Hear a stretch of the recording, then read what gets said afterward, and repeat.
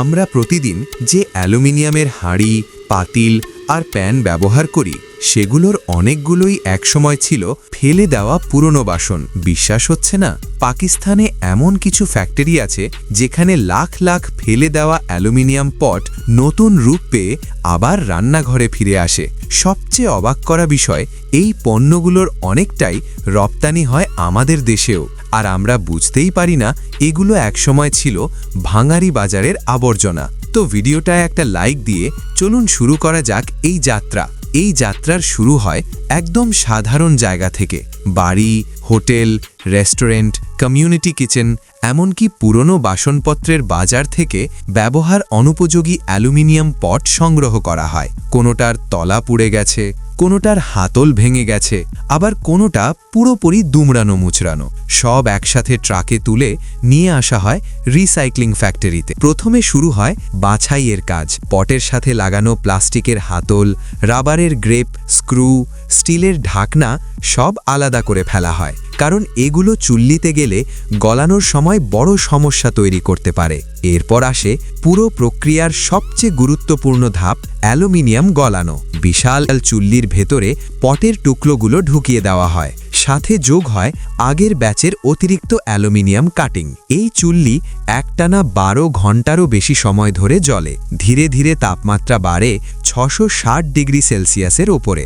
এই তাপে শক্ত ধাতু পরিণত হয় তরল অ্যালুমিনিয়ামে। চুল্লির ভেতর তখন লালচে আলোয় জ্বলতে থাকে গলিত ধাতু। গলানোর সময় ধাতুর ওপরে ভেসে ওঠে ময়লা আর অক্সাইড। এগুলোকে বলা হয় স্ল্যাগ। বিশেষ যন্ত্র দিয়ে এই স্ল্যাগ তুলে ফেলা হয়, যাতে ভেতরের অ্যালুমিনিয়াম পরিষ্কার ও মানসম্মত থাকে। এখন পরীক্ষা করা হয় ধাতুর গুণগত মান, কারণ রান্নার পাত্র বানাতে অ্যালুমিনিয়াম খুব নরম হলে পাত্র সহজেই বেঁকে যাবে, আবার বেশি শক্ত হলে তাপ ঠিকমতো ছড়াবে না। এই জন্য সামান্য অন্য উপাদান মেশানো হয়। সব ঠিক থাকলে গলিত অ্যালুমিনিয়াম ঢালা হয় স্টিলের ছাঁচে।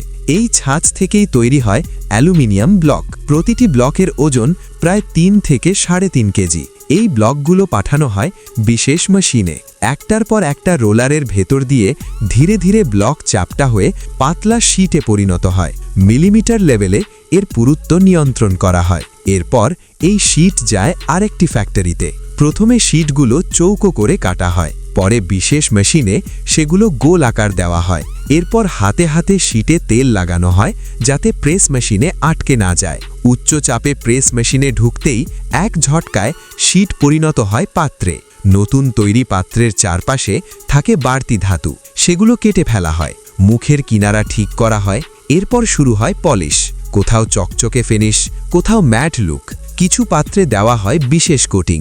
সবশেষে পাত্রে বসানো হয় হাতল, কখনো অ্যালুমিনিয়াম, কখনো স্টিল, আবার কখনো তাপ সহনশীল প্লাস্টিক। শক্ত স্ক্রু দিয়ে সবকিছু আটকে ঢাকনা থাকলে সেটিও ফিট করা হয়। এভাবেই ফেলে দেওয়া একটি পুরনো অ্যালুমিনিয়াম পট পরিণত হয় নতুন চকচকে রান্নার পাত্রে। এটা শুধু একটি পণ্য নয়, এটা আধুনিক রিসাইক্লিং ব্যবস্থার এক জীবন্ত প্রমাণ। আমাদের রান্নাঘরের প্রতিটি অ্যালুমিনিয়ামের পাত্রের পেছনে লুকিয়ে থাকে এমনই এক বিশাল রিসাইক্লিং গল্প। আজ আপনি যে অ্যালুমিনিয়ামের হাঁড়ি বা পাতিলে রান্না করছেন, সেটা একসময় হয়তো ছিল কারো ফেলে দেওয়া, পোড়া যাওয়া, ভাঙা একটি পট। যেটাকে আমরা আবর্জনা ভেবে ফেলে দিই, সেটাই আজ নতুন রূপে আবার ফিরে আসে আমাদের রান্নাঘরে। এই ভিডিওটা শুধু একটি ফ্যাক্টরির গল্প নয়, এটা প্রমাণ করে আবর্জনাও সঠিক হাতে পড়লে সম্পদে পরিণত হতে পারে। পরের বার অ্যালুমিনিয়ামের কোনো পাত্র হাতে নিলে একবার ভাববেন, এর পেছনে লুকিয়ে আছে এক বিশাল রিসাইক্লিং যাত্রা। ভিডিওটা ভালো লাগলে লাইক দিন। এমন অজানা ইন্ডাস্ট্রি স্টোরি জানতে চ্যানেলটি সাবস্ক্রাইব করতে ভুলবেন না। দেখা হবে পরের ভিডিওতে।